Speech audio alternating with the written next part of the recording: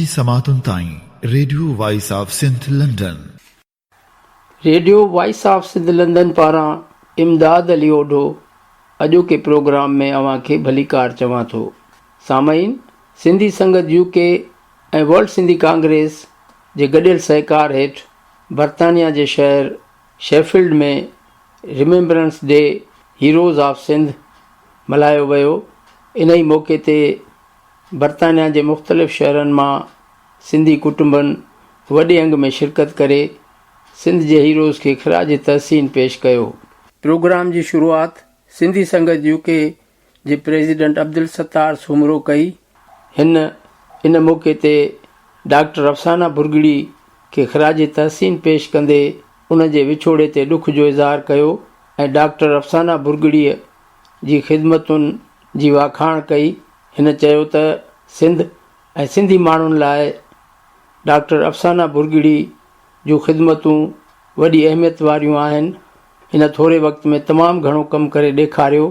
इन मौक़े ते मोहम्मद सादिक बंबरो जी वालदा जी वफ़ात ते ॾुख जो इज़हार कंदे 1 मिंट जी ख़ामोशी इख़्तियार कई वई। World Sindhi congress Europe chapter जे ऑर्गेनाइज़र डॉक्टर हिदायत भुट्टे तक़रीर कंदे चयो त असां हर साल सिंध जे क़ौमी हीरोज़ खे भेटा पेश कंदा आहियूं।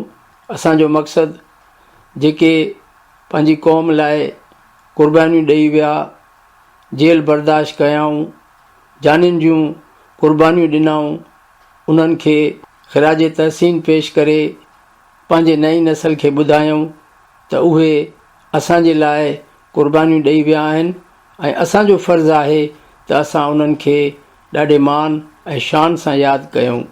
इन मौक़े ते डॉक्टर सबा आलम शाह सिंध जे अज़ीम किरदारनि खे ख़राज तहसीन पेश कंदे पंहिंजी शाइरी पेश कई। वर्ल्ड सिंधी कांग्रेस जे जनरल सेक्रेटरी डॉक्टर लखू लोहाणी चयो त क़ौमुनि जी तारीख़ में ॾुखिया ॾींहं ईंदा आहिनि। अॼु सिंधी क़ौम बि शदीद ग़ुलामी ऐं आज़माइश वारे दौर मां गुज़री रही आहे। इन ई सूरत हाल में असांखे पंहिंजो पंहिंजो किरदारु अदा करणो पवंदो ऐं हिन ॾुखी सूरत हाल मां असांखे हर हाल में निकिरणो पवंदो।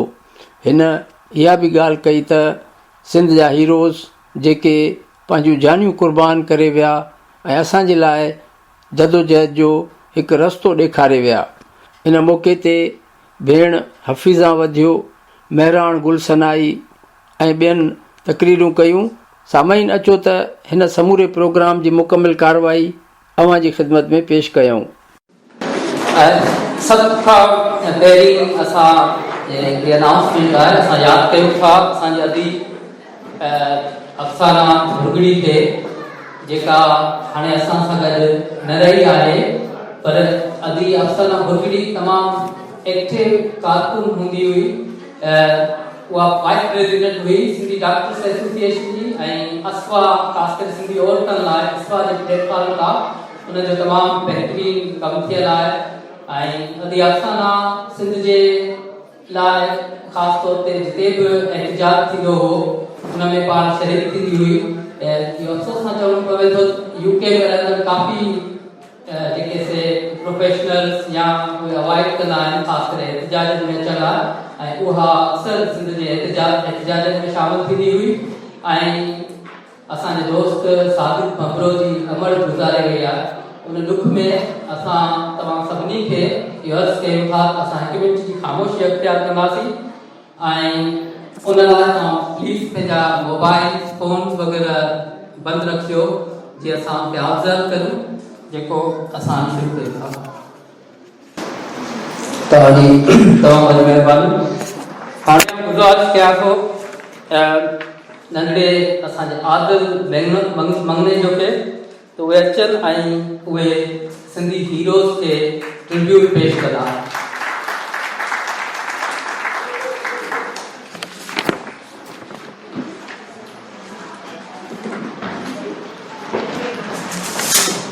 Assalamu alaikum.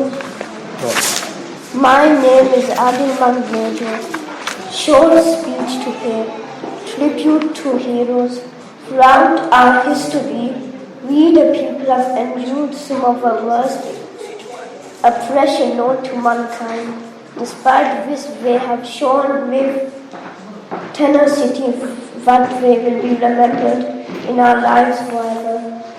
Throughout our history, we have watched our heroes have made ultimate sacrifices to allow us to live respectful and life with freedom. It is only right that we remember them now that have sacrificed for the nation. I must express my gratitude to the many persons who sacrificed to get freedom and basic right for the nation. According to the short definition of a hero, is a person that noted for feat of courage and ability of purpose, especially the one who risks his or her life. It goes on to say that it's a person noticed for every achievement for betterment of his or her nation. I paid tribute to all our nationalist heroes who sacrificed their life, and we must remember them at every step of our lives. Thanks for listening.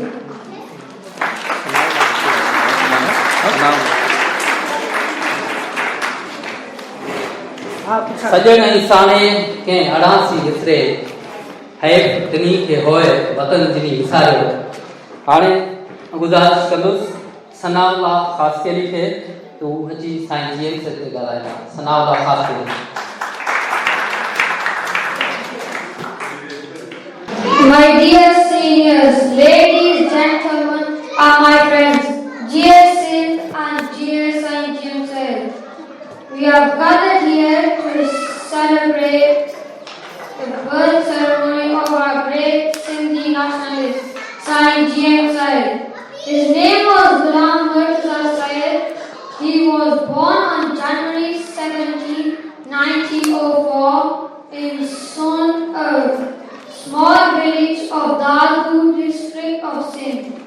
His father passed away when he was only 16 months old. At an early age of 14 years, he started his career as a politician. In 1919, he became the president of his local area. In 1943, he became the president of Sindh Muslim League. Mr. Syed authored more than 60 books. His books are on numerous subjects ranging from literature to politics, religion and culture. He is widely respected for his forthrightness, courage and simplicity. He wrote extensively on Sindhi identity, history and political conditions in Sindh. His views continue to inspire Sindhi writers, poets, political, civic leaders, social and religious activists. Not only among the Sufis, he held high esteem among the other men. He had a great personality and possessed highly cultured and refined manners, hospitality, warmth, wit and wisdom. Thank you for listening. Thank you very much, Sana. असांजो ॿियो नंढड़ो speaker आहे ताहार उनखे गुज़ारिश कंदुसि उहे stage ते अचनि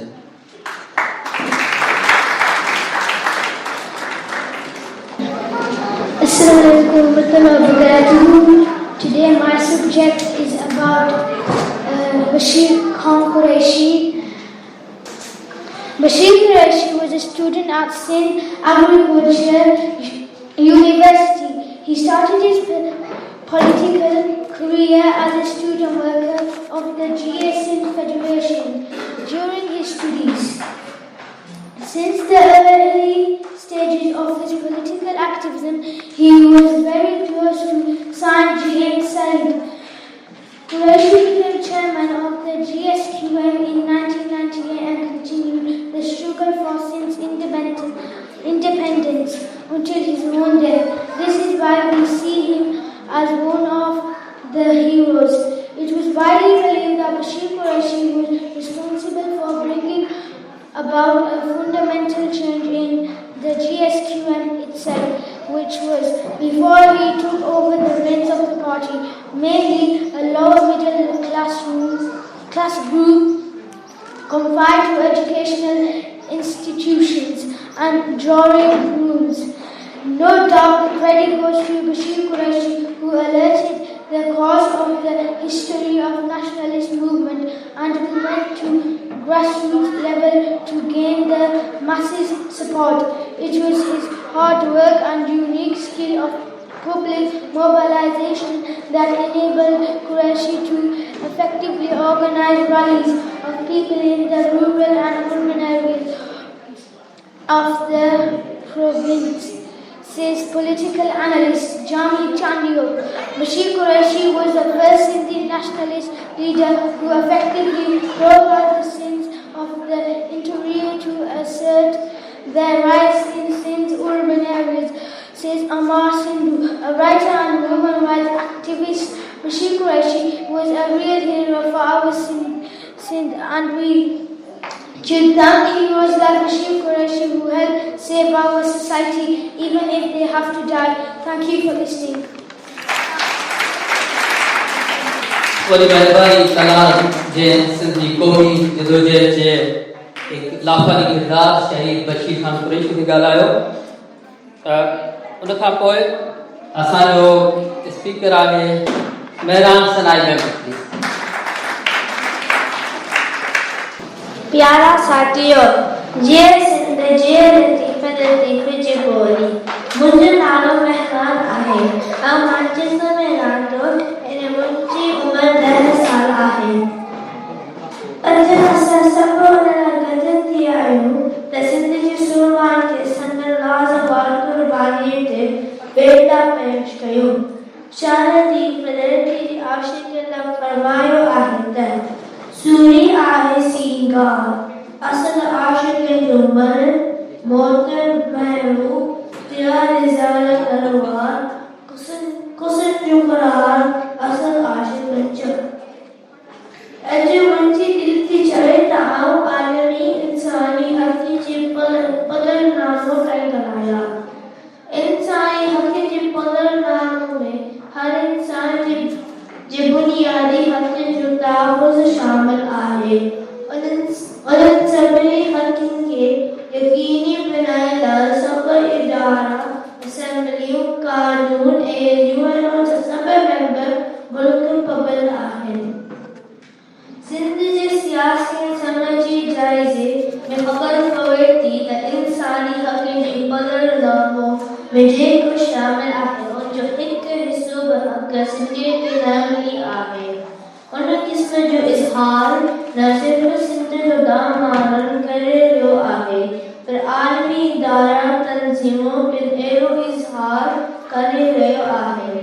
सिंध में न सिर्फ़ इंसानी हक़ जे लाइ लगातार थी रही आहे, पर लगातार हथ सिंधियुनि जूं ज़िंदगियूं खे अची वियो आहे। सिंध जी तारीख़ में शहीद नज़ीर अब्बासी, यूसुफ जफ़रानी, बशीर खान कुरैशी, मक़सूद कुरैशी, सलमान वादो ऐं ॿियनि शहादत सिंध अंदरि परेशानी पैदा करे छॾी आहे।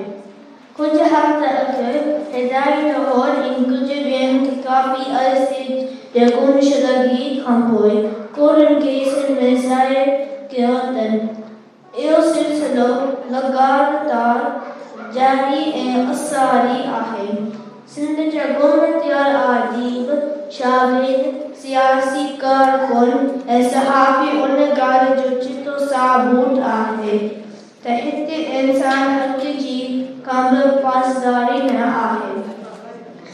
असां सभु ते इहो इख़्लाक़ी फ़र्ज़ आहे त पंहिंजे माण्हुनि सां गॾु बीहूं, उन्हनि जे हक़ लाइ हर मैदान ते आवाज़ तारियूं ऐं उन्हनि जे माली, इख़्लाक़ी ऐं नफ़्सियाती मदद कयूं।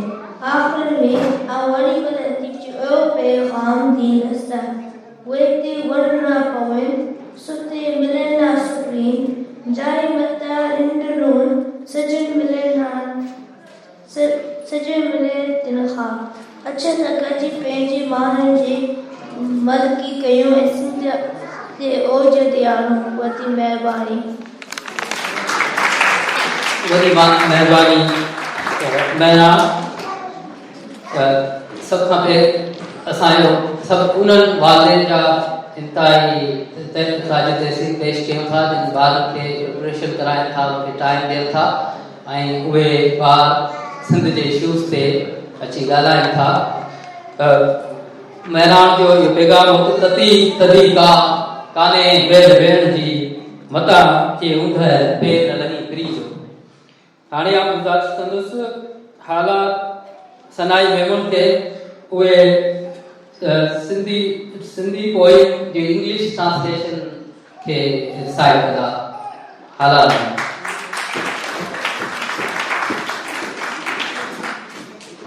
My name is Hala and I am 8 years old from Manchester. I wanted to read the English translation of Vati Ham Jalam Milgo. In every age we will return, waves rising in the Sindhi river. That is all we desire.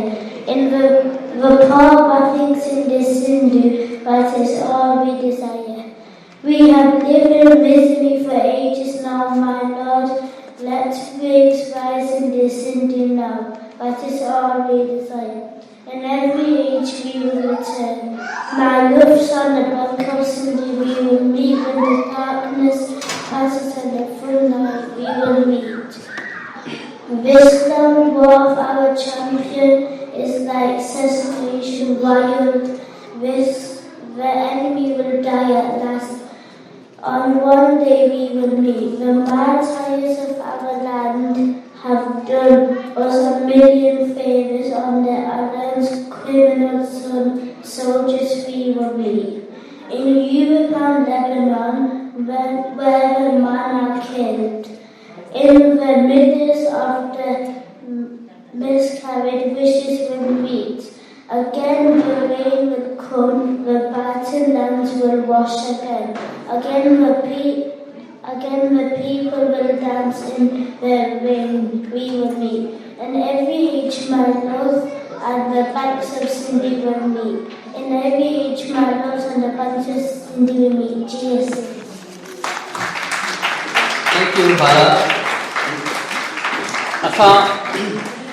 इन programme लाइ सिंध जे कुझु नौजवान शाइर अदीबुल ऐं सिंध जे क़ौमी कलाकार असां टे जेके आहिनि जंहिंमें अयूब खोसो जेको सिंध जो नसर ऐं नज़म खे सुठे अंदाज़ में लिखियो आहे ऐं नवाज़ ख़ान ज़हूर जेको राइटर अदीब ऐं शाइर ऐं सियासतदान आहे ऐं शहीद ऐं बीजल सिंधी जेको सिंध जो क़ौमी रागी आहे उन्हनि जो असां वीडियो मैसेजिस अरेंज कयूं आहिनि।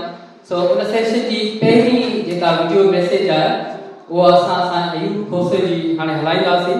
साईं अयूब खोसे जो तालुक़ु सिंध जे लाड़ जे शहर जुडो सां आहे। पाण मरकज़ी जॉइंट सेक्रेटरी आहिनि सिंधी अदबी संगत जा।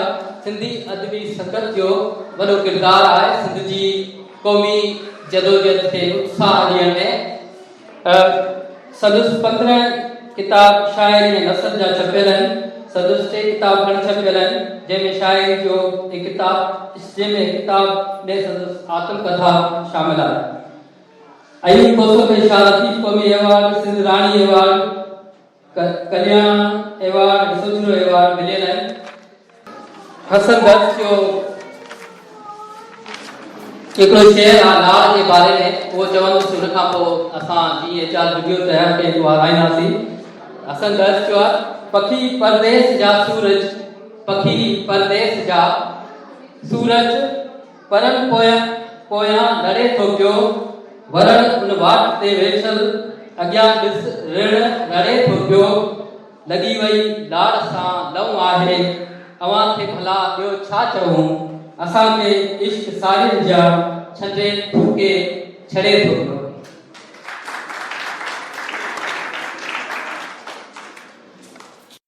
परॾेह में रहंदड़ सिंध जी शऊर, सिंध जे वारिसनि, सिंध जे सां इश्क रखंदड़ क़ौम दोस्तनि खे जीए लतीफ़ जी ॿोली हक़ मौजूदु। अॼु जॾहिं सिंध जे हीरोज़ ते सिंध खां ॿाहिरि हीउ प्रोग्राम रखियो वियो आहे त इंतिहाई घणी ख़ुशी महसूसु कजे थी। हक़ीक़त इहा आहे केरु हीरो आहे हुनजो ऐं केरु सिंध जो लुटेरो आहे, सिंध जो शऊर इहो ॼाण रखे थो। सिंध जी उन तारीख़ में जेके सरकारी हीरोज़ आहिनि उन खां हटी करे असांजे सीननि में धड़कंदड़ जेके हीरोज़ आहिनि उन मंझि आऊं अॼु हशू केवल रामाणी ते ॻाल्हाइणु चाहियां थो। हशू 1914 धारे सिंध जे शहर भिरिया में ॼाओ ऐं हुन पंहिंजी जेका जाखोड़ी ऐं इल्मी ज़िंदगी जो आगाज़ मज़ामत सां ऐं पंहिंजे वतन जी ख़ुशहाली जे ख़्वाब सां शुरू कयो ऐं 1940 धारे जेको हशू अंग्रेज़ जो जॾहिं हिते दौर हो उन वक़्त में बि हुनखे सियासी सरगर्मियुनि जे बुनियाद ते जेल मोकिलियो वियो। उहो 8 महीना उते बि रहियो। वरी ॿाहिरि अची बि हुनजी उहा ई मज़ामती जेका जदोजहद जारी रही।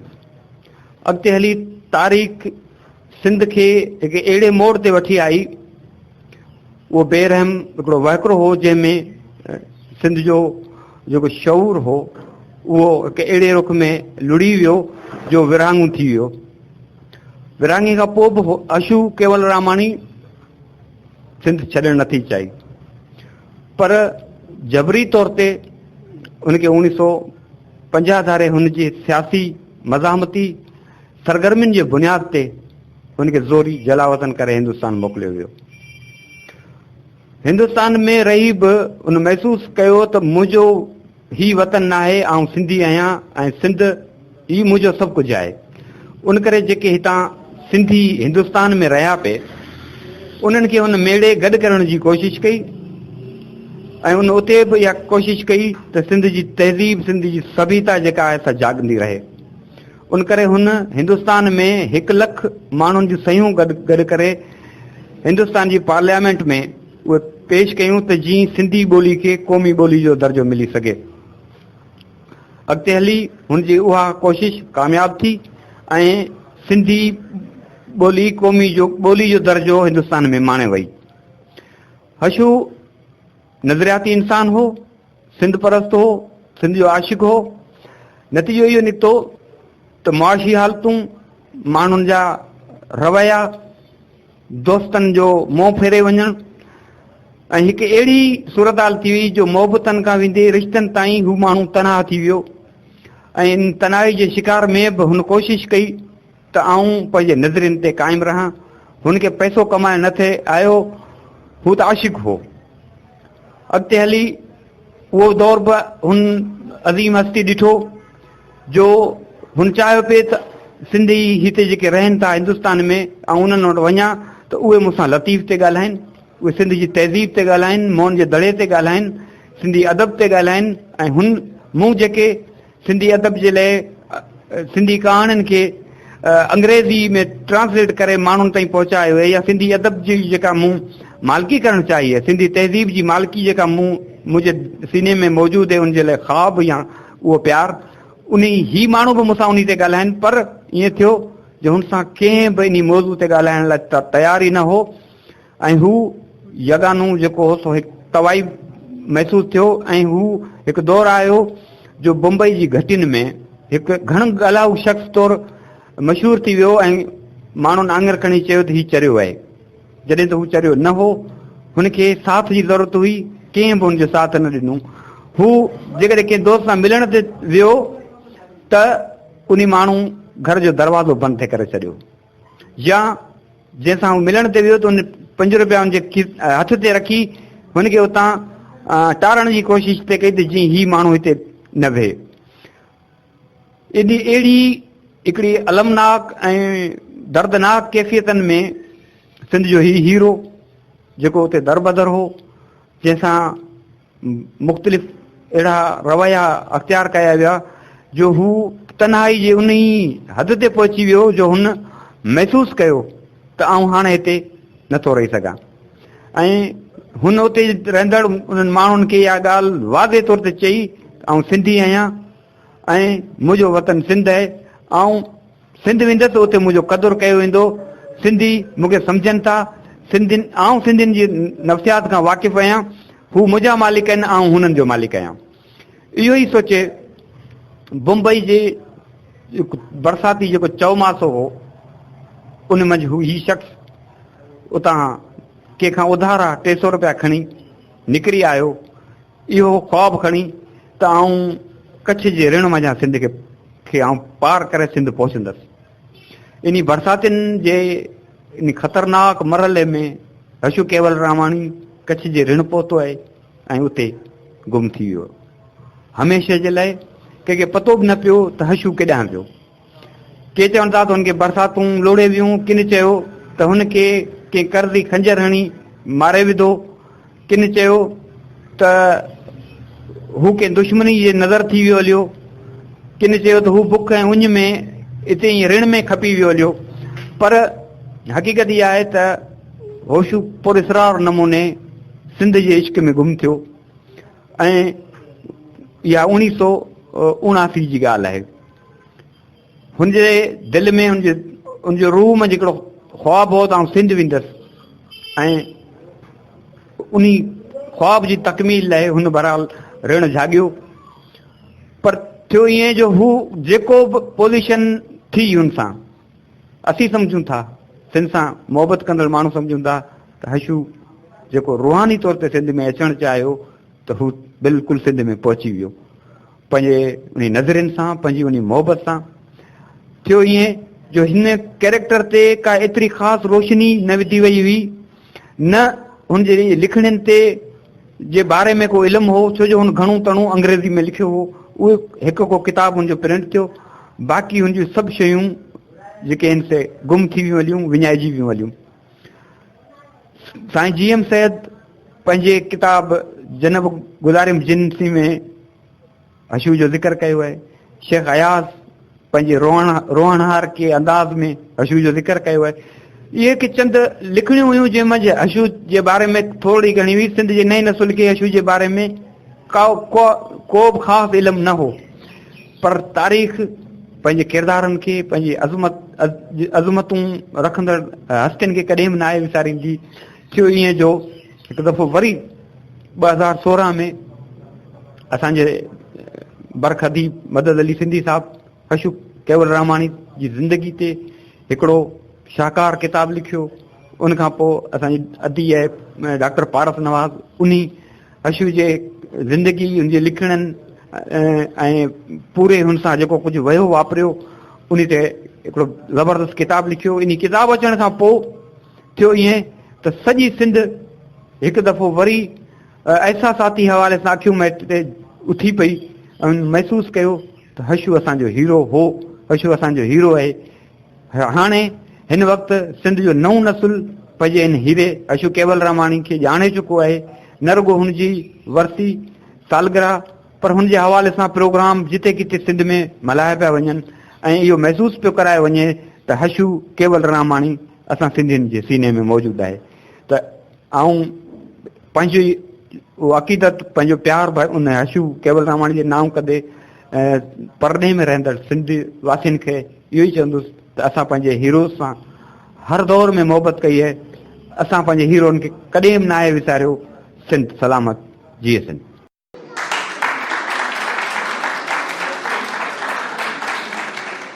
इहो सिंध जो मशहूरु क़ौमी शाइर अयूब खोसो सिंध जे तारीख़ जे लाजवाब किरदार साईं हशू केवल रामी ते ॻाल्हायो।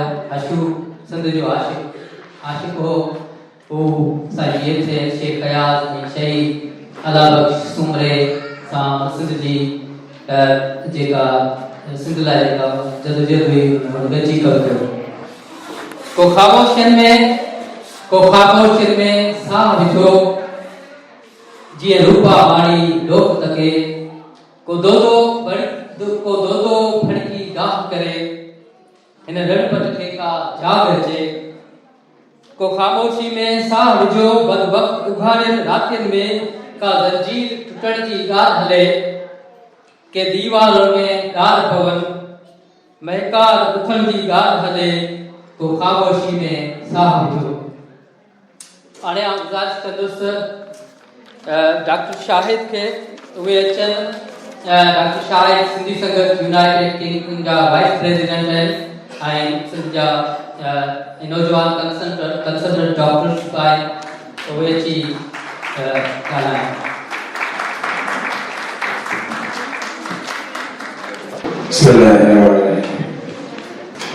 दोस्तों, बहनों, भाइयों, ईद मुबारक। मूंखे ॻाल्हाइणो जाम हो नंढड़नि जी तकरीरूं ॾिसी करे मूंखे एतिरो उत्साह थियो ऐं मुंहिंजो बसि हाणे चुप चङी आहे। माशाअल्लाह, वेलकम। ॾाढो ज़बरदस्त सभिनी महिरबानी कोशिशि कई आहे पंहिंजे ॿारनि खे तयारु कयो। बसि सिर्फ़ु ॿ टे शयूं चवणु असां सिंधी संगत काफ़ी सालनि खां महिनत कयूं पिया पंहिंजे तरीक़े सां, जंहिंमें हर को पंहिंजो हिसो जेको आहे सो विझंदो अचे पियो। काफ़ी हद ताईं असां कामयाब थिया आहियूं। असां पंहिंजो हिकिड़ो नालो जमायो आहे यूके जे अंदरि। माण्हू सुञाणनि था सिंधियुनि खे, ख़ासि तौर ते नॉर्थ में सिंधी संगत जे हवाले सां। पर्सनली कंहिं नथा सुञाणनि त कम अज़ कम ईअं आहे भई सिंधी संगत वारा हिकिड़ी पहचान, हिकिड़ी असांजी सुञाणप ठही आहे। सो सिंधी संगत वारनि खे जेको आहे सो एप्रिशिएट कयूं था उन ते। ॿियो जेका शइ मूंखे चवणी हुई उहा स्पेशली असांजी यंग जनरेशन जे लाइ हुई। It's a message to the pupils from high school or college or university students. You're doing really well wherever you are, whatever you're doing. The only thing you must keep in your mind is that you have a connection back home. We, as our generation, we came here, most of us, we came here for the sake of earning a bit of money, to make a bit of a kind of living or reasonable standard so that you have a better lifestyle in this country. What I would request you to do now is to try to pay back to the people where we come from. Where we come from, money matters, but your skills matter the more. What you learn from here, what you gain from here, please remember that you have to contribute back to your own community, either in this country or back home as well. That's the message to my young brothers and sisters over here.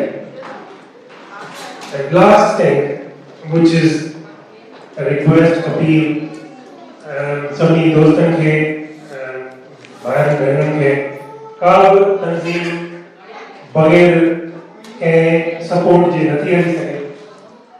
तव्हांजे लख महिरबानी group तव्हां support कयो था लिहाज़ सां। महिरबानी करे generously अञा थोरो वधीक जेकॾहिं असांजो जेको आहे स्वाद बढ़ायो। मोरली ऑब्वियसली तव्हां कयो था, अखलाकी नो डाउट इन दैट। तो फाइनेंशियली जेकॾहिं थी सके, ख़ासि तौर ते रिमेम्बरेंस डे ते जिन शहीदनि खे असां यादि कयूं था, असांखे घणनि खे अहसासु आहे त उन्हनि जूं फैमिलियूं पोयां कहिड़े हाल में आहिनि। ख़ुशियुनि जे ॾींहंनि ते उॾाड़ा यादि अचनि था।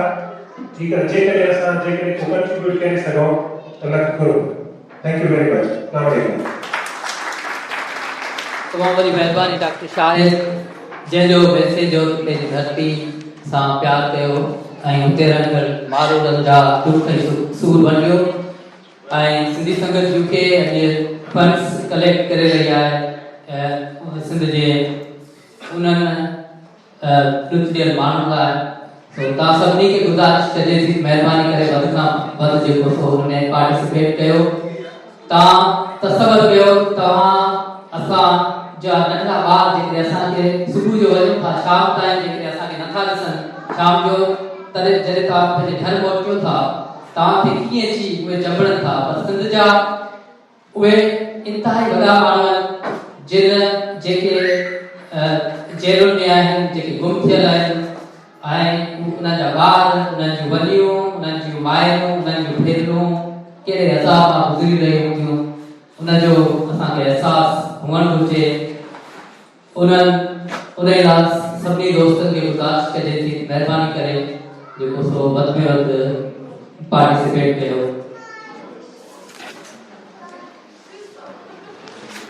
तो अरब ॾिठा अरगुन ॾिठा तो पंहिंजा थींदे खून ॾिठा तो वैशी मदद मालूम ॾिठा तो मांझी कई मदफून ॾिठा तो गाज़ी भूना भून ॾिठा तो मोहब्बत जा मजनून ॾिठा मां सदके तुंहिंजे जीअण मथां ओ सिंध मां हाणे गुज़ारिश कंदुसि साईं हिदायत भुट्टो राम वर्ल्ड सिंधी कांग्रेस साईं हिदायत भुट्टो सिंध खां ॿाहिरि रहंदड़ जेका सिंध जी क़यादत आहे उनमें सदाई एक्टिव रहिया आहिनि पंहिंजे हणा भणा ख़र्च करे सिंध जा जेके आलमी इदारा आहिनि उते सिंध जो केस पेश कंदा रहिया आहिनि ऐं कॾहिं कॾहिं जेको सो काफ़ी जेके एहतजाज वग़ैरह थियनि था हुनमें जेको सो शामिल थींदा रहिया आहिनि असां डॉक्टर हिदायत भुट्टो खे गुज़ारिश कंदासीं ॻाल्हाइनि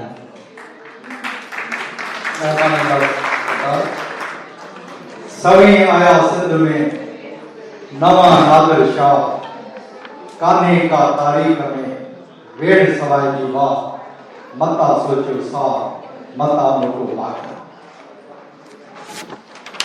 असां जी इहा रवायत रही आहे सिंधी संगत यूके ऐं वर्ल्ड सिंधी कांग्रेस जी असां हर साल ही सिंध जे हीरोज़ जो ॾींहुं मल्हायूं ऐं इहा रवायत जेकॾहिं असां बरक़रार रखंदा पिया अचूं त उन में उहे क़ौमूं जेके पंहिंजे हीरोज़ खे यादि थियूं कनि या पंहिंजनि हीरोज़ खे ख़राज तहसीन थियूं पेश कनि उहे क़ौमूं कॾहिं मरणियूं न आहिनि असां सॼी दुनिया खे ॿुधायूं था असां सिंधी हिकिड़ी क़ौम आहियूं हिकिड़ो अलॻि तशख़ुस रखूं था असांजा पंहिंजा हीरोज़ आहिनि जेके वतन लाइ हज़ारनि सालनि खां वठी पंहिंजूं जानूं ॾींदा पिया अचनि शहीद राजा दार खां वींदे अॼु ॾींहं ताईं सिंधी माण्हू पंहिंजे वतन तां पंहिंजो सिर क़ुर्बान कंदा पिया अचनि ऐं उन्हनि जो रत जॾहिं हिन धरती खे छुए थो ऐं तॾहिं उन जा नवां गुल ऐं गुलाब टिड़नि था ऐं उहे पंहिंजी आज़ादी जी जदोजहद ऐं जुस्तजू जेके आहिनि बरक़रार रखनि था असां अॼु बि उहो तसलसल बरक़रार आहे ऐं अॼु बि ग़ुलामी जे ख़िलाफ़ ग़ुलामी खां सिंधी माण्हू नफ़रत कनि था ऐं पंहिंजे आज़ादी लाइ पंहिंजे हक़नि लाइ पंहिंजी जदोजहद जारी रखनि था उन जे करे अॼु बि सवनि जे तइदाद में हज़ारनि जे तइदाद में सिंधी हीरोज़ आहिनि जेके रियासत जे तरफ़ां गुम कया विया आहिनि डिसअपियर कया विया आहिनि उहे बि असांजा हीरोज़ आहिनि जेके सिंध सां इश्क कनि था उन्हनि क़ुर्बानीनि जे अॻियां असांजी ही नंढड़ी क़ुर्बानी जेकी असां पंहिंजो टाइम ॾियूं था एहतजाज कयूं था मुज़ाहिरा कयूं था इंटरनेशनल प्लेटफॉर्म्स ते वञी जेके आहिनि से दाहूं कयूं था ऐं सॼी दुनिया खे ॿुधायूं था त असांजा विसाखाती थी थिए असांजा ज़ुल्म थो थिए असांजा ज़्यादती थी थिए असांजा हक़ खसिया था वञनि असांखां जीअण जो हक़ खसियो थो वञे असांखे बीमारी ॾिनी थी वञे ऐं अॼु जेके हेपेटाइटिस सिंध में आहे या सिंध में जेके HIV जा जेके मरीज़ आहिनि इहो हिकिड़े क़िस्म जो जीनोसाइड आहे इहो जीनोसाइड दुश्मन असांजे हिकमत अमली पंहिंजी चेंज कई आहे जेॾी महिल बांग्लादेश में हुननि ऑपरेशन कयो त 3 लख माण्हू हुननि बंदूकुनि सां गोलियुनि सां तबाह कया उन्हनि खे क़त्ल कयो उन्हनि खे शहीद कयो ऐं 3 मिलियन माण्हू जेके आहिनि हुननि मारिया ऐं 3 लख औरतुनि खे हुननि ज़ना कयो हुननि ज़्यादतियूं कयूं हुननि सां रेप कयो उन खां पोइ बांग्लादेश आज़ादु थियो ऐं अॼु बांग्लादेश जेको आहे असांखां घणो अॻिते निकिरी चुको आहे त असांजे लाइ इहा जेकी असां हिकमत मिली उन्हनि चेंज कई आहे असांजे जेको जेनोसाइड कयो थो वञे ही जेनोसाइड जो क़िस्म आहे त सिंधी माण्हुनि खे बीमारी ॾियो अहिड़ी बीमारी ॾियो जो 5 सालनि खां पोइ या 10 सालनि खां पोइ हुननि जो इहो नस्ल जो तबाह थी वञे त उन जीनोसाइड के खिलाफ असांखे जदोजहद करणी आहे अवेयरनेस पैदा करणी आहे ऐं असां पंहिंजे उन्हनि हीरोज़ लाइ जदोजहद कयूं था ऐं जेकॾहिं रियासत जे नुमाइंदनि खां ISKR जे नुमाइंदे खां जेकॾहिं केरु पुछे थो त तव्हां माण्हुनि खे डिसअपियर छो था कयो तव्हां माण्हुनि खे ही त क्राइम आहे चवनि था जंग में ऐं मोहबत में जेके असां हर शइ जाइज़ आहे उनजो जवाबु थो ॾिनो वञे पर उन्हनि खे ख़बर आहे उहे पाण सिग्नेटरी आहिनि त जंग जा बि उसूल थियनि था जंग जा बि ज़ाब्ता थियनि था ऐं डिसअपियर करणु कंहिंखे डिसअपियर करणु या कंहिंखे गुम करणु इहो जंग जे ज़ाब्तनि जे बि ख़िलाफ़ आहे तव्हां जंग जी सूरत हाल में बि अहिड़ो क्राइम नथा करे सघो इन जी का बि जस्टिफिकेशन आहे चाहे जंग जी सूरत हाल में हुजे चाहे इमरजेंसी जी सूरत हाल में हुजे या कंहिं पब्लिक इमरजेंसी हुजे उन में बि तव्हां जेको आहे सो इंटरनेशनली पाकिस्तान उनजो सिग्नेटरी आहे माण्हुनि खे डिसअपियर करणु इंटरनेशनल क्राइम आहे रुगो सिंधी माण्हुनि जे ख़िलाफ़ क्राइम न आहे बलोच जे ख़िलाफ़ क्राइम न आहे पश्तूननि जे ख़िलाफ़ क्राइम न आहे सॼी इंसान ज़ात जे ख़िलाफ़ क्राइम आहे ऐं उहो सॼी इंसान ज़ात जे ख़िलाफ़ जेके माण्हू क्राइम कनि था उन्हनि खे इंसाफ़ जे कटाइण में पहुचाइण असां सभिनी ज़िम्मेवारी आहे त असां सभिनी माण्हुनि खे पंहिंजो कंट्रीब्यूशन करणु खपे ऐं उन्हनि क़ुर्बानीनि जे अॻियां जेके इहे क़ुर्बानी असांजा शहीद ॾियनि था या जेके दोस्त डिसअपियर थिया आहिनि उन्हनि जे अॻियां असांजी ही नंढड़ी क़ुर्बानी या नंढड़ो जेको कंट्रीब्यूशन आहे या का बि हैसियत कोन थो रखे त उमेद असां सभिनी माण्हुनि खे पंहिंजनि क़ौम जे माण्हुनि सां गॾु वेहणु खपे ऐं पंहिंजी क़ौम लाइ जदोजहद करणु खपे ऐं ही बेड़ा का जेके आहिनि असांखे बरक़रार रखणु खपनि पंहिंजनि शहीदनि खे असांखे तव्हांजे नसीब पेश करणु खपे जीअं असांजे सिंधी संगत जे दोस्त चयो त असां जेके आहिनि शहीदनि जे लाइ या जेके माण्हू डिसअपियर थिया आहिनि उन लाइ नंढड़ो जेको आहे सो कंट्रीब्यूशन बि कंदा आहियूं पाण में ऐं उन रवायत खे बरक़रार रखणु खपे जेके माण्हू ज़रूरत में आहिनि जिन जा वॾड़ा जेके आहिनि कमाई जा ज़रिया जेके आहिनि गुम थी विया आहिनि उन्हनि खे असां सभिनी खे गॾिजी जेको आहे सपोर्ट करणु खपे तव्हां सभिनी खे गुज़ारिश कंदसि उन में जेके पार्टिसिपेट ज़रूरु करणु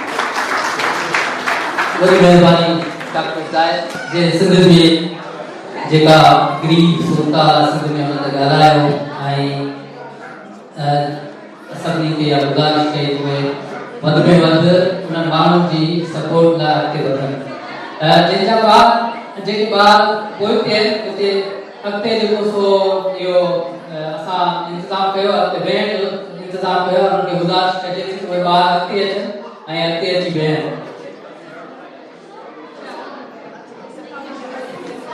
इन खां पोइ असांजो जेको ॿियो सिंध मां जेको पैगाम आहे उहो साईं नवाज़ ख़ान ज़रूर जो पैगाम आहे जेको असां वीडियोज़ ते हाणे हलाईंदासीं त साईं नवाज़ ख़ान जो तारुफ़ तव्हां सां करायूं नवाज़ ख़ान ज़रूर सिंध जे बादशाह ॻोठ अहमद ख़ान ज़रूर जो रहवासी आहे अहमद ख़ान ज़रूर सिंध जो ॻोठ आहे जितां कई समाज सुधारक शाइर अदीब ऐं सियासतदान जेको सो पैदा थिया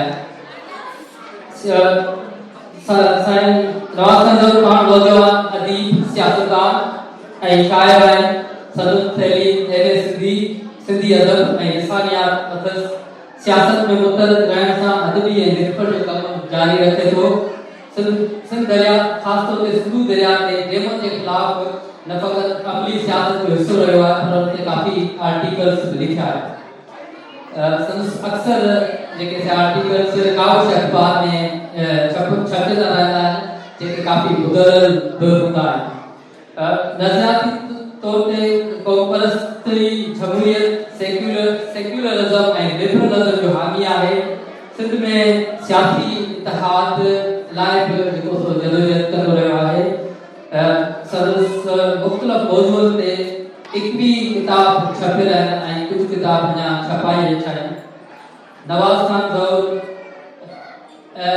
सिंध जे उन्हनि सियासी क़ौमी कारकुननि मां आहे हू हिकिड़ो नाज़ुक ऐं नफ़ीस अदीब आहे पर उनखे बि रियासती इदारनि 2005 में जेको सो डिसअपियर कयो हो जेको 3 साल रियासती अताब में जेल में रहियो उन खां पोइ आज़ाद थी वापसि आयो ऐं संदसि जेका टार्चर सेल जी जेका रोइदाद आहे उन ते हिकिड़ो किताब छपियल आहे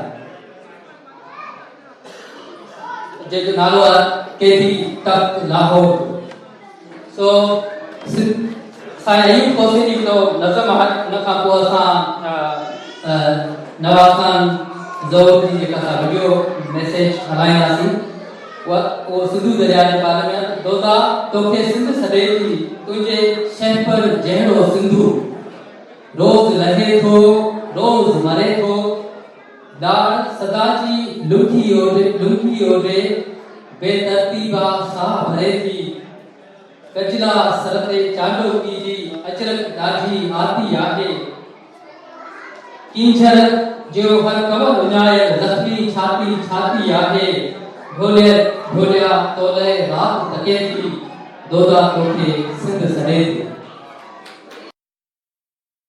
हिन धरतीअ जो को गुनहगार न बख़्शो वेंदो, हिन धरतीअ जो को गुनहगार न बख़्शो वेंदो, को बि गासिब को बि गद्दार न बख़्शो वेंदो, रूप रहबर जो वठी सघंदो न कोई रहज़न, हाणे बेदार थियो आहे भलारनि जो वतन। साम्हूं वेठल ॿाहिरो भेनरो GSI DMs सिंध जूं रिवायतूं रहियूं आहिनि ऐं ॾाढी हुस्नाक रिवायतूं रहियूं आहिनि त असां माण्हू समाजी मेलजोल में रहूं था, हिक ॿिए जा हाल अहवाल, हिक ॿिए जा दुख सूर, हिक ॿिए जा मामला मामरा ऐं हिक ॿिए जे बारे में ॼाण इन ई हिसाब सां त जीअं वेहूं ॻाल्हायूं ऐं हिक ॿिए खे ज़िंदगी में को ॾढ ॾेई सघूं, हिक ॿिए जो को सहारो थी सघूं, हिक ॿिए जे ज़िंदगियुनि में ख़ुशियुनि जी का बहार आणे सघूं। त अॼु हिते लंडन में जेके असांजा भाइर ऐं भेनरूं गॾु थिया आहिनि, नंढड़ा ॿार गॾु थिया आहिनि, इहो हिकिड़ो समाजी मेड़ाको आहे, पर मुंहिंजे लाइ उहो तमामु मानाखेज़ आहे इन माना में त असां पंहिंजे समाज जी वेहकनि में बि, असां पंहिंजे समाजी मेड़ाकनि में बि, असां पंहिंजे मेल जोल जे तक़रीबनि में बि पंहिंजे वतन जो ज़िक्र करियूं था, पंहिंजे वतन खे यादि करियूं था, पंहिंजे क़ौमी तशख़ुस खे यादि करियूं था ऐं उहे माण्हू जिन माण्हुनि सिंध वतन जे लाइ, सिंध मुल्क जे लाइ पंहिंजूं बहितरीन तवानायूं सर्फ कयूं, पंहिंजूं बहितरीन सलाहियतूं वक़फ़ कयूं ऐं पंहिंजो पाण खे उन्हनि जे लाइ वाॻे छॾियो ऐं इन हद ताईं जो उन जे लाइ पंहिंजूं ज़िंदगियूं बलार करे छॾियूं, क़ुर्बानियूं ॾिनियूं, पंहिंजो पाण खे पंहिंजे वतन तां घोर करे छॾियो, उन्हनि खे यादि था करियूं। इहा हिकिड़ी तमामु वॾी ॻाल्हि आहे, इहा हिकिड़ी मानाखेज़ ॻाल्हि आहे। क़ौमूं कॾहिं कॾहिं ॾुखियुनि सूरतालुनि में फासंदियूं, कॾहिं कॾहिं बुरानी हालतुनि में फासंदियूं, कॾहिं कॾहिं ज़िंदगी जा रस्ता उन्हनि ते सोढ़ा थी वेंदा आहिनि, उनजे बावजूद बि उहे इन खां गाफ़िल न हूंदियूं आहिनि त असां अलॻि थलॻि क़ौम आहियूं, असां अलॻि थलॻि वतन आहियूं, असां अलॻि थलॻि मुल्क आहियूं, हीउ वतन, हीउ धरती, हीउ मुल्क असांजो आहे। इन ते कंहिं धारे खे, कंहिं ताक़तवर माण्हू खे, कंहिं गनीम खे, कंहिं लश्करी टोले खे कब्ज़े जो को बि इख्तियार ऐं हक़ न आहे ऐं उनजे ख़िलाफ़ बिड़ंथियुनि जे ख़िलाफ़ मुक़ाबिलो थियो। सिंध सिकंदर आज़म जे दौर खां वठी, दारा जे दौर खां वठी, दारा सिंध ते काए आयो, राय सहरिस उन जो मुक़ाबिलो कयो, मुक़ाबिलो कंदे निड़ी में तीर लॻण सां उहो शहीद थी वियो, पर दारा सिंध ते कब्ज़ो न करे सघियो।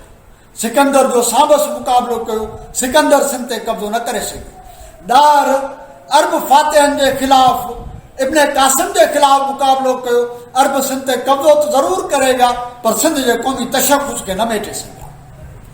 मिस्र, इराक, शाम अरब कब्ज़े में अचण खां पोइ पंहिंजी ॿोली, पंहिंजी तारीख़ी सुञाणप, पंहिंजी तारीख़ी तहज़ीब ऐं क़ौमी तशख़ुस खे विञाए वेठा, विसारे वेठा। अॼु उहे अरब सकाफ़त ऐं अरब क़ौमी तसवर जो हिसो आहिनि, पर सिंध ऐं अहल फारस पंहिंजी क़ौमी सुञाणप खे बरक़रार रखियो। असां अॼु बि सिंधी आहियूं, मज़हब असांजो क़ौमी वजूद, क़ौमी तशख़ुस जेको न रेटे न सघिया। असां मुसलमान हूंदे, हिंदू हूंदे, सिख हूंदे, ॿियनि मज़हबनि खे मञींदे अवल आख़िर सिंधी आहियूं ऐं सिंधी सिंध में वेठो हुजे, बर्तानिया में वेठो हुजे या दुनिया जी कंहिं ॿी ॾुराही कुंड में वेठो हुजे, हिकु पल बि इहो नथो विसारे थो सिंधी आहे। ऐं असां उन्हनि माण्हुनि खे यादि था करियूं जिन सिंधियत खे बरक़रार रखण जे लाइ जानियूं क़ुर्बान कयूं। महाराजा ॾार खां वठी दुल्हा दरिया ख़ान ताईं, दुल्हा दरिया ख़ान खां वठी मखदूम बिलावल ताईं, वक़्तु बिलावल खां वठी होशू ताईं असां समूरनि सूरमनि खे यादि था कयूं। असां सबगतुल्ला शाह राशदी खे यादि था करियूं, अलाबत सुमरे खे यादि था करियूं, उबैदुल्ला सिंधी खे यादि था करियूं, जीएम सैद खे यादि था करियूं। कैबराल चयो त क़ौमूं जॾहिं पंहिंजनि तारीख़ी सूरमनि खे यादि करणु लॻनि तॾहिं सम्झो त अॻिते वधण जे लाइ तयारु आहिनि। आउं चवंदो आहियां त जॾहिं क़ौमूं पंहिंजे तारीख़ी सूरमनि खे यादि थियूं कनि तॾहिं रुॻो इहो न त अॻिते वधण जे लाइ तयारु आहिनि, पर इन जी माना इहा आहे त उहे क़ौमूं हाणे नाक़ाबिले शिकस्त आहिनि, उहे क़ौमूं हाणे ख़तमु थियण जे करे वेझो न वेंदियूं। उन्हनि क़ौमुनि खे सिफ़ हिस्तिता मिटाए नथो सघिजे। उहे क़ौमूं पंहिंजो क़ौमी वजूद, पंहिंजो क़ौमी तशख़ुस, पंहिंजी क़ौमी सुञाणप हमेशह जे लाइ बरक़रार रखनि। सिंधी क़ौम बि उहा क़ौम आहे जंहिं ज़िंदगी जे हालतुनि जे ज़माने जे मुख़्तलिफ़ उभारियुनि लावारियुनि मां गुज़रंदे पंहिंजे क़ौमी तशख़ुस ऐं पंहिंजे मुल्की वजूद खे नाहे विसारे।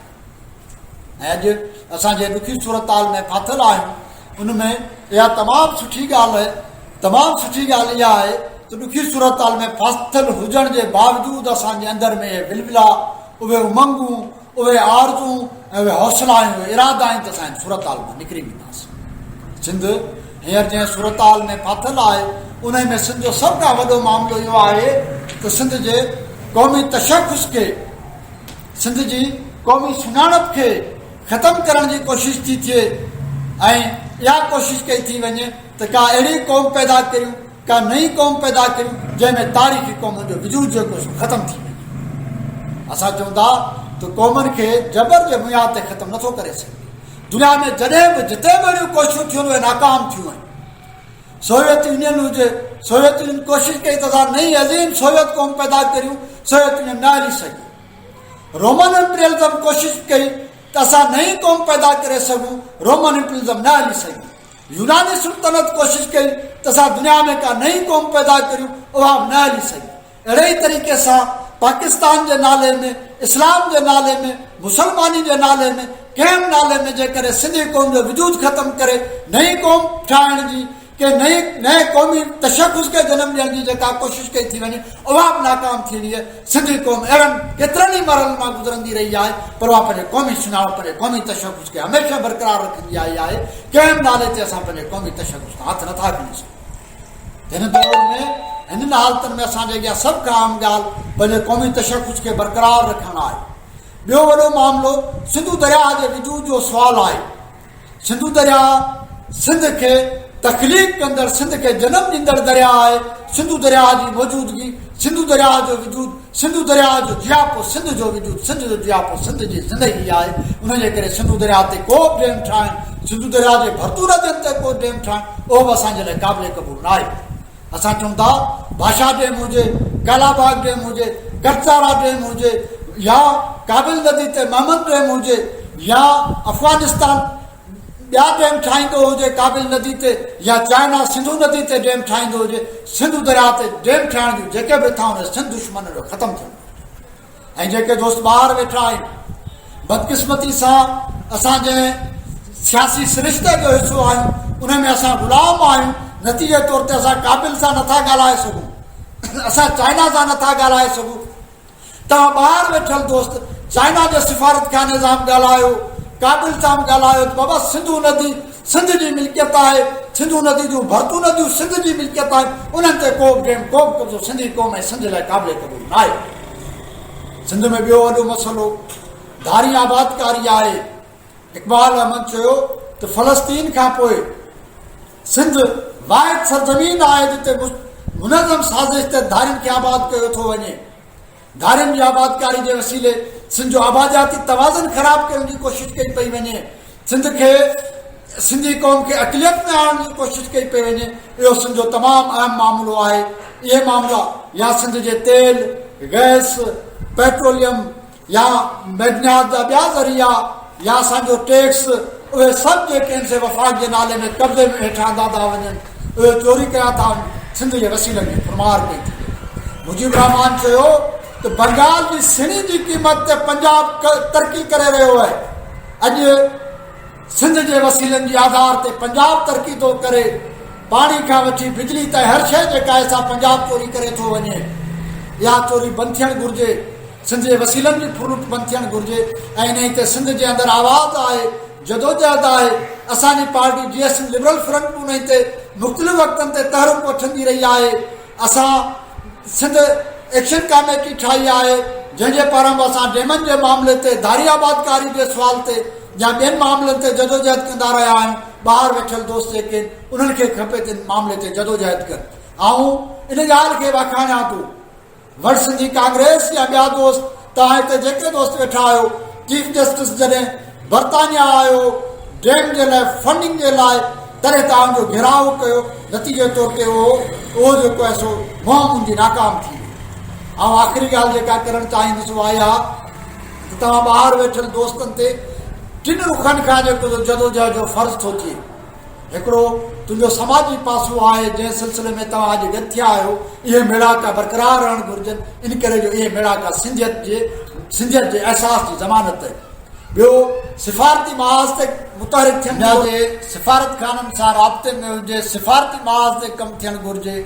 ऐं टियों त सिंध जे मामले ते एहतिजाज ॿाहिरि वेठल दोस्त कनि ऐं इहे समूरियूं कोशिशूं सिंध ऐं ॿाहिरि जेका जदोजहद आहे उन में हिकिड़ो रब्त ऐं हमायंगी पैदा कजे, उनखे गॾाइजे, उनजे विच में हिकिड़ो तसलसल ठाहिजे। जदोजहद जे मैदान ते गॾु हूंदासीं त सिंध बचाए वठंदासीं। सिंध जेका नाक़ाबिल शिकस्त आहे, सिंध जेका फितरत जो पैदा कयल मुल्क आहे, उनखे दुनिया जी का बि ताक़त रेटे नथी सघे। तव्हां दोस्तनि जो आउं थोराइतो आहियां, जिन मूंखे ॿुधो, जिन मूंखे मौक़ो अता कयो। सिंध सलामत, साथ सलामत।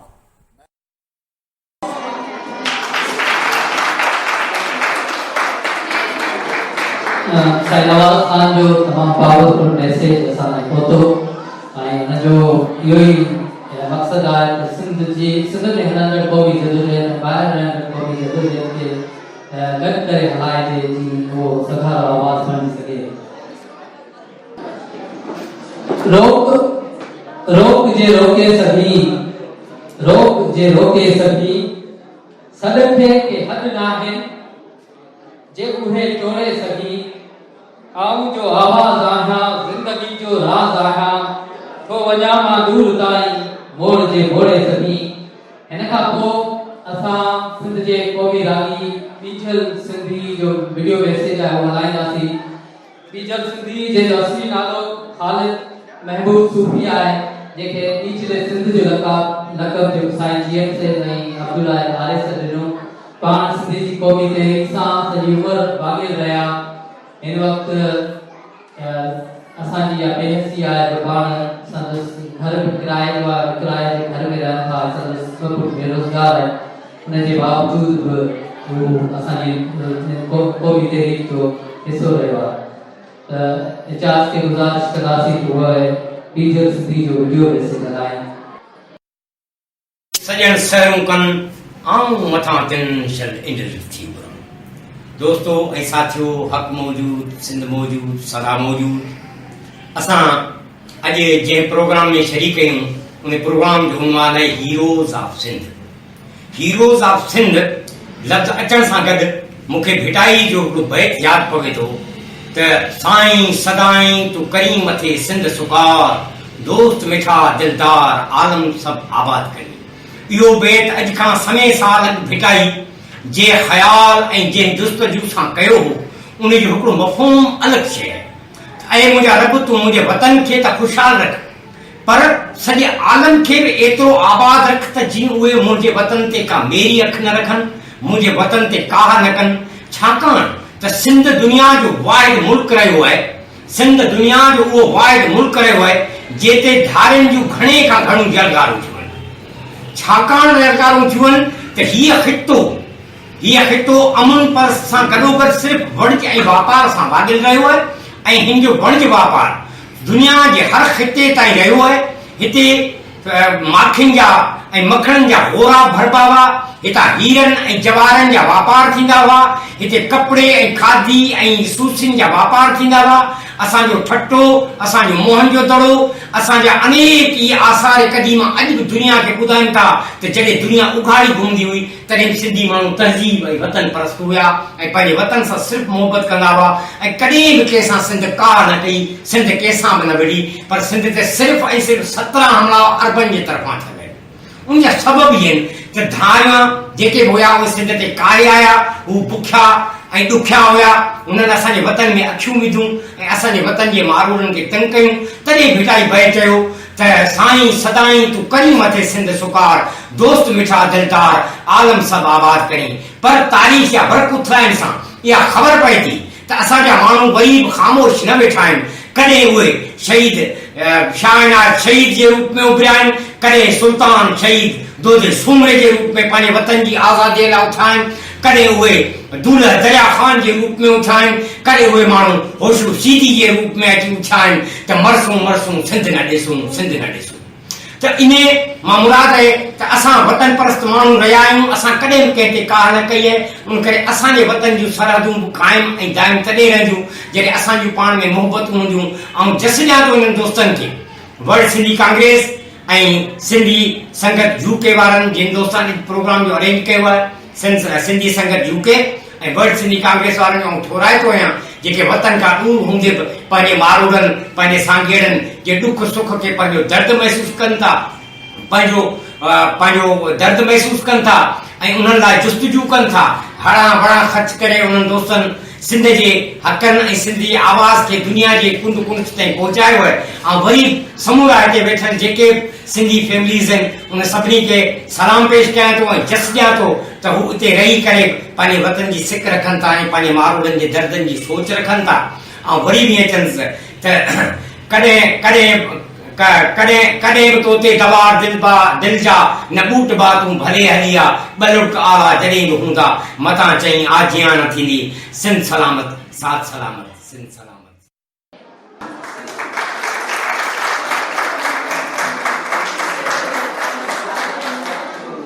बीजो जी मशहूर भाई आहे जेका अक्सर ॻाईंदो आहे, इंतहाई ख़ूबसूरत आहे जेका एजाज़ खे चवनि था तो असांखे ॾेखारे। महिरबानी एजाज़। वाह अज़ीम वाई तव्हां दोस्तनि नालो पेश कयां थो जेका मुंहिंजी सुञाणप रही आहे। गॾोगॾु इन वाई जे करे मूंखे दुनिया जी मुख़्तलिफ़ मुल्कनि में दोस्तनि घुरायो आहे। उमेद तव्हां दोस्तनि खे पसंदि ईंदी। जिए जी यारन मथां ऐं जान सारन मथां मंज़िले इश्क जे चंड तारन मथां, जिए जी यारन मथां ऐं जान सारन मथां मंज़िले इश्क जे चंड तारन मथां, काकजी हर कंधीअ जे किनारनि मथां दुश्मने सिंध खे फाही सुरके पई, सिंध मुर्के पई, सिंध मुर्के पई, सिंध मुर्के पई, सिंध मुर्के पई, सिंध मुर्के पई। तुंहिंजे हीरनि ऐं मोतियुनि जी छोली ॾिसी सिंधी ॿोली जी लबड़नि ते लोली ॾिसी, तुंहिंजे हीरनि ऐं मोतियुनि जी छोली ॾिसी सिंधी ॿोली जी लबड़नि ते लोली ॾिसी, गर्दिशे वक़्त जी पिरोली ॾिसी सरज़मीने वतन प्यार परखे पई, सिंध मुर्के पई, सिंध मुर्के पई, सिंध मुर्के पई, सिंध मुर्के पई, सिंध मुर्के पई। हाणे को बि नाजो बहारूं खसे घोट तुंहिंजे तंबूरे जूं तारूं खसे, हाणे को बि नाजो बहारूं खसे घोट तुंहिंजे तंबूरे जूं तारूं खसे, कोई ओठी उठनि जूं महारूं खसे मंज़िले इश्क मजनू खां छिरके पई, सिंध मुर्के पई, सिंध मुर्के पई, सिंध मुर्के पई, सिंध मुर्के पई, सिंध मुर्के पई। कंहिंजे रंगे हिना जो ही सभु नूर आ, नरगिसे नैण जी का तही घूर आ, कंहिंजे रंगे हिना जो ही सभु नूर आहे नरगिसे नेण जी का त ही घूर आहे कंहिंजे गीतनि जी छोली जो ही पूरो आहे कंहिंजे नग़मे ते दिलि मुंहिंजी हिरखे पई सिंध मुर्के पई सिंध मुर्के पई सिंध मुर्के पई सिंध मुर्के पई सिंध मुर्के पई हाय मुझे तखयुल जाए मजबी शाल जिंदा हुजी शाल जिंदा हुजी हाय मुझे तखयुल जाए मजबी शाल जिंदा हुजी शाल जिंदा हुजी बुलबुले दिल नरो रक्स में आज़मी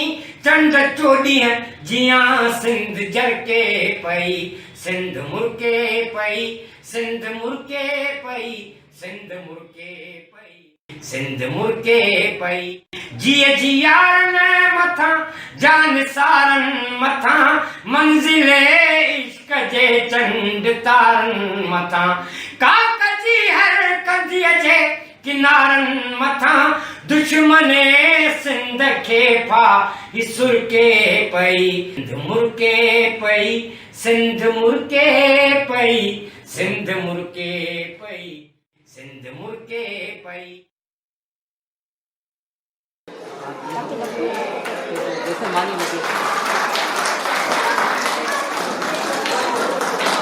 असी वर्ल्ड सिंधी कांग्रेस ऐं सिंधी संगत यूके जे तरफ़ां साईं अयूब बोसो साईं नवाज़ खान ज़हूर ऐं साईं विजय सिंधी जा ताईं शुक्रगुज़ार आहियूं जिन असां लाइ वीडियो मैसेजिस मोकिलिया हिन खां पोइ असांजो नेक्स्ट स्पीकर आहे साईं लखू लोहाणू जेको कंहिं बि तारीफ़ खे मोहताज कोन्हे असां सभु साईं खे सुञाणूं था जंहिं लाइ शालती थी या सिख अचे थी छेती अचे थी त सुख न सुता कॾहिं खरकणा लाहे सुख न सुता कॾहिं ओसीअ वाहे खाओ पंध जो ऐं हिकु ॿियो शेर आहे के माण्हू तारीफ़ थियनि था के माण्हू तारीफ़ थियनि था घायल धरतीअ जे सीने ते अहिड़ी गहरी चीख थियनि था जा हर कंहिंखे जाॻाए थी जा दुनिया खे बदिलाए थी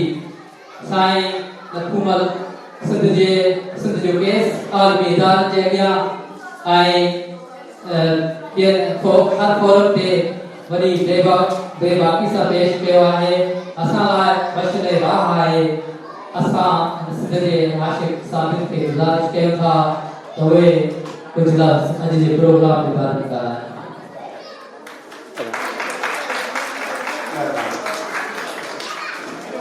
बारे में ॻाल्हाइनि अॼु जो ही मेरा को जो उन्वान आहे remembrance day of heroes of Sindh ते मुख्य लफ्ज़ आहे रिमेम्बरेंस हीरोज ऐं सिंध लफ्ज़ हीरोज जी जेका बस आहे उहा आहे त उहे माण्हू जिन खे यादि कयो वञे जिन खे सड़ा जी अक़ीदत ॾिनी वञे सबब कहिड़ो सबब उनजी कुर्बानी उनजी पंहिंजे वतन पंहिंजे माण्हुनि लाइ हासिलात या वॾा जेके आलमी क़दर आहिनि उन लाइ जिदोजहद उहे पिया बस पाए हीरोज़ सिंध या सिंधी मिसाल तौर इंसान जी जेका एवोल्यूशन थी आहे उनमें माण्हूअ जो इंसान जी जेका बकाव ऐं तरक़ीअ जी वॾी वॾी जेका जेको इवेंट थियो आहे उहो आहे इंसानी समाज जो ठहणु या वॾी वॾी हासिलात आहे माण्हूअ जी छाकाणि बाक़ी जेके बि स्पीसीज़ रहनि थियूं उनमें रुगो हिकिड़ी स्पीसी इंसान आहे जे समाज ठाहियो ऐं इंसानी तरक़ी बाद लाइ वॾे में वॾी जेका शइ आहे उहा इंसानी जेको समाज आहे उहे समाज मुख़्तलिफ़ जाग्राफ़ी हालतुनि में रहंदे पाण में गॾिजी उन जाग्राफियाई सबबनि जे करे गॾियल कल्चर ज़बान ऐं आइडेंटिटीज़ ठाहिनि था जिनखे असीं क़ौम चऊं ऐं उन सॼे इंसानी सफ़र में सिंधी क़ौम ठही आहे ऐं उन खां पोइ रिमेम्बरेंस जा बाद में अचां थो त सिंध जी तारीख़ में हज़ारे लखे माण्हू आहिनि जिन पंहिंजे वतन पंहिंजे माण्हुनि पंहिंजे समाज जे तरक़ी वाधारे ख़ुशहालीअ लाइ पूरो कयो आहे जिदोजहद कई आहे पर उन्हनि हीरोज़ उहे सभु सिंध जा हीरोज़ आहिनि पर उन्हनि हीरोज़ में उन्हनि माण्हुनि जो वॾो मक़ाम आहे जिन लाइ शेख चयो जो साह ॾे तो नंगनि ते जो साह ॾे तो नंगनि ते ऐं पंहिंजनि ग्रुपनि जंगनि ते ऐं पंहिंजी खेती पोखीअ ते ऐं पंहिंजी रीत अनोखीअ ते तो माण्हू मुंहुं न मरणु उनजो सबबु ही आहे त उहे माण्हू छाकाणि असांजी ज़ाती ज़िंदगी में ॾुखिया ॾींहं अचनि था अहिड़े नमूने क़ौमुनि जी ज़िंदगी में ॾुखिया ॾींहं अचनि था तकलीफ़ूं अचनि थियूं ग़ुलामियूं अचनि थियूं मुसीबतूं कीड़ा अज़ाब अचनि था बीमारियूं अचनि जेनोसाइड थियनि था क़ौमुनि जा उहे माण्हू उन सॼी तकलीफ़ में उन सॼी पीड़ा वारे दौर में ग़ुलामी में अज़ाब में उत्साह जो सबबु आहे शेख चयो दोदा जे तूं मारियो वेंदे दोदा जे तूं मारियो वेंदे हिन धरतीअ ते वारियो वेंदे दोदा तुंहिंजो साथ वेंदो माण्हू जो वेसा वेंदो इहे माण्हू असां में इंस्पायरेशन पैदा कनि था हिमत पैदा कनि था जियाते लाइ हिकिड़ी उत्साह था पैदा कनि अॼु बि दो मरी दो जे इहे न मरे आसिता शइ न थिया त उहे बि मरी वञी आहे पर अॼु बि जॾहिं असीं दोदे जो सभु नालो था कयूं त अंदरि उत्साह थो पैदा थिए जॾहिं असीं शाहनाज जो नालो था खणूं जॾहिं असीं शहीद बिलाल जो नालो था खणूं जॾहिं असीं होशो जो हैमू जो जॾहिं असीं बशीर कुरैशी जो नालो खणूं था मुज़फ़र भुट्टो जो नालो खणूं था अदी ग़ज़ाला बतूल जो नालो खणूं था नज़ीर अब्बास शहीद जो खणूं था तो उत्साह थो पैदा थिए इन ऊंदाहे दौर में तंहिंजे करे इन्हनि खे उन पंहिंजे उत्साह खे कायम रखण लाइ इन ॾुखियनि हालतुनि उत्साह खे कायम रखण लाइ ज़रूरी आहे त उन्हनि माण्हुनि जिन पंहिंजी आख़िरी जेका अल्टीमेट सैक्रिफाइस ॾिनी उनखे यादि करणु ज़रूरी आहे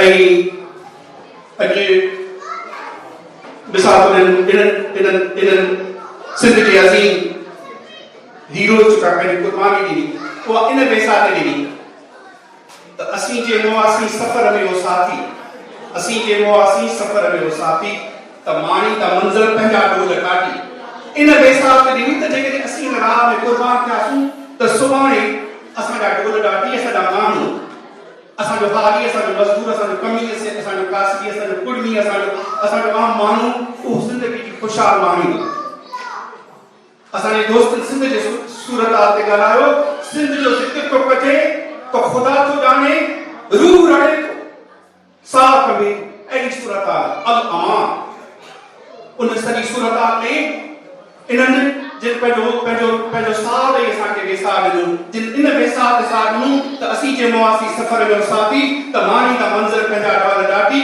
हाणे उहो तारीख़ी जवाबदारी असांजे कुल्हे ते आहे त कीअं असीं पंहिंजे वतन जे माण्हुनि खे असीं पंहिंजे ढोल ॾाटियुनि खे हिन तकलीफ़ अज़ाब पीड़ा मां कढी ऐं उन्हनि खे ख़ुशीअ जे राह ते जेको सो लायूं ऐं हिकु पक सम्झो त इहा पंहिंजी करणी भरणी आहे इहा पंहिंजी करणी भरणी आहे पर सिंध यादि न मरणी आहे ऐं आख़िरी राति गुज़रणी आहे पोइ छो घबरायो आहे प्यारा पक सम्झो त हीअ राति ज़रूरु गुज़रंदी पर राति कॾहिं गुज़रंदी केतिरी पीड़ा खां पोइ गुज़रंदी उहो असां ते छॾियल आहे असांजे अमल ते छॾियल आहे असांजे कोरे ते छॾियल आहे असांजे कंट्रीब्यूशन ते छॾियल आहे अचो त उन्हनि ख़ुशि नसीबनि में शामिल थियूं जेके हीरोज़ जे पुठियां उनजी ॿुधा रस्ते ते हली पंहिंजे ढोल ॾाटियुनि खे इन मुसीबत ऐं तकलीफ़ पीड़ा उन मां आजो कयूं ऐं उमेद अहिड़ो ॾींहुं ज़रूरु ईंदो ऐं अहिड़ो ॾींहुं ईंदो साथी अहिड़ो ॾींहुं ईंदो ऐं उमेद सां पाण गॾु ॾिसंदासीं सॼी संगत जी वॾी महिरबानी वरी महिरबानी डॉक्टर नथू असांजो पहिरियों जेको सेशन आहे अनकरी पुजारी ते पहुचण वारो आहे ऐं जीअं असांजा दोस्त जेको तव्हांखे बुख लॻी हूंदी मानी सेटिंग करे रहिया आहिनि तव्हांजी वॾी महिरबानी जिन अची अॼु सिंध जे उन्हनि शहीदुनि खे यादि कयो जिन में कई सिंध जा उत्साहींदड़ किरदार आहिनि जिन में जॾहिं सिंध विराइण जी ॻाल्हि थी शहीद गज़ाला बतूल सिद्दीकी पंहिंजे साथियुनि सां कराची में उन पंहिंजी जान पेश कई ऐं सिंध जे फितने खे कंहिं हद ताईं काफ़ी दफ़न करे छॾियो ऐं सिंध जी असांजी ॿी माउ जेको माई जिंदू सिंध जी उन जदोजहद ऐं जो सखारो किरदार रही आहे जॾहिं उन ज़मीनुनि ते मेजर कर्नल जॾहिं उन जी ज़मीनुनि ते कब्ज़ो कयो उन्हनि जे पुटनि खे धाड़े करार ॾेई उन जी ज़मीनुनि ते कब्ज़ो कयो उन शानदार जिदोजहद खे न फ़क़ति उन खे फांसी जे फंदे ताईं उन्हनि कातिलनि खे पहुचायो पर उन पंहिंजूं ज़मीनूं बि वापसि वरितियूं असां ते बि इहो फर्ज़ थिए थो असां पंहिंजी धरती जी वापसी कयूं असां पंहिंजो सरहदूं वापसि मोटायूं असां पंहिंजे नंगुनि ऐं दंगुनि खे तहफ़ुज़ लाइ पंहिंजो किरदारु अदा कयूं असां जिते जिते ख़ासि तौर ते तव्हां गुज़ारिश आहे सिंध धरती लाइ जिते एहतिजाज थिए थो उते शरीक थियो या दुश्मननि जी हिकिड़ी चाल हूंदी आहे उहे असांखे जेको तो कॾहिं गद्दार कॾहिं ॿियनि मुल्कनि जा एजेंट करार ॾींदा आहिनि पर असांजो ईमान आहे त असां पंहिंजी धरती जा एजेंट आहियूं असां पंहिंजे माण्हुनि जो पंहिंजी धरती जे उन्हनि ॾुखियल हारियुनि मज़दूरनि उन्हनि जो आवाज़ आहियूं ऐं असां हिकिड़ी पंहिंजी मंज़िल ज़रूरु माणींदासीं ऐं आख़िर में साईं मोहम्मद साहब मजीदी जो हिकिड़ो शेर आहे उहो चई असां सेशन खे ख़तमु कंदासीं मारण ऐं सां ही क़ौम न हरगिज़ खुटणी आहे बेरी तोसां विढ़ंदी रहंदी जिंदर तुंहिंजी छुटणी आहे जे माउ पुट ॾणींदियूं आहिनि ॾींदियूं आहिनि हेठा में ऐं पाण बि बणिजी बख़्तावर ऐं पाण बि बणिजी शहीद गज़ाला सिद्दीकी ईंदियूं आहिनि हेठा में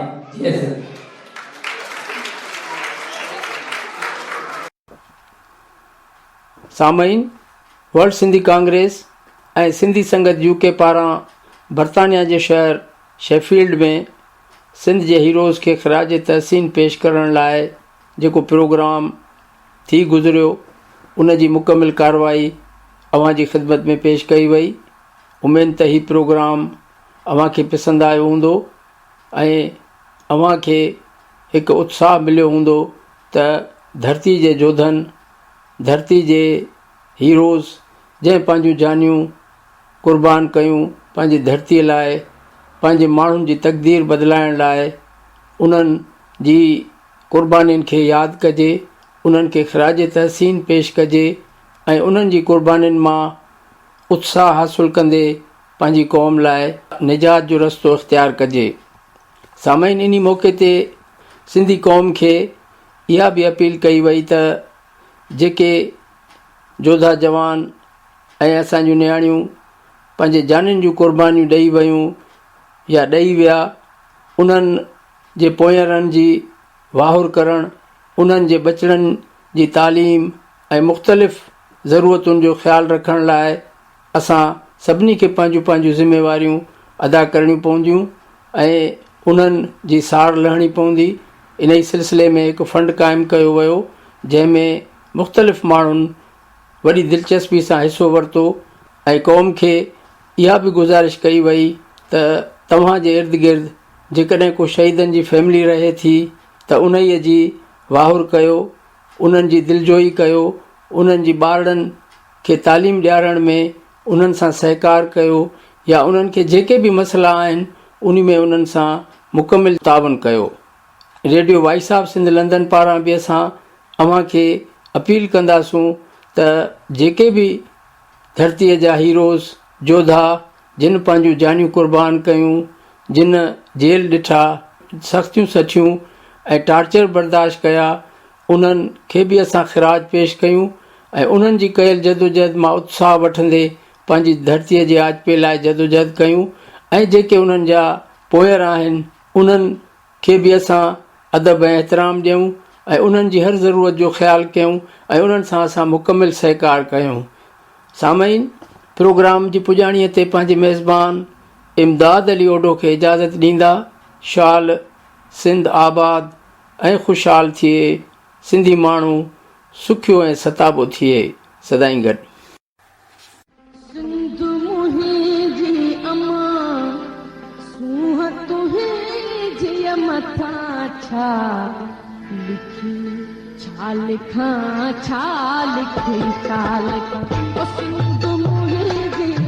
दुनिया जा सिंधियो हिक मुठ थी सिंध बचायो।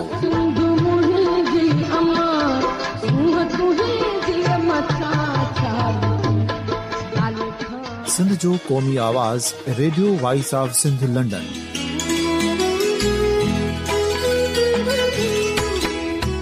Radio voice of Sindh London पंहिंजी नशरियात में सिंध जी सियासत, समाज, इक़्तिसादियात, तारीख़, क़ौमी उमंगुनि ऐं इख़्लाक़ियात मुतलिक़ सिंध जी हक़ीक़ी तर्जुमानी कंदे प्रोग्रामनि खे असराइतो बणाइण लाइ सिंध जे घण घुरनि ऐं धरतीअ सां प्यार कंदड़ अदीबनि, दानिशवरनि, सहाफ़ियुनि, उस्तादनि, वकीलनि ऐं हर तबिके जे मानवारनि सजणनि खे सिंध में शऊरी इनकलाब लाइ सहकार जो सॾु ॾियूं था।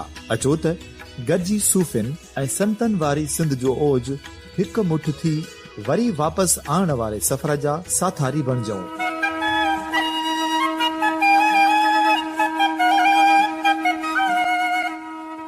हिक नए सुबुह जी शुरूआत जो पड़ाॾो घर घर, ॻोठ ॻोठ ऐं शहर शहर ताईं पहुचायो।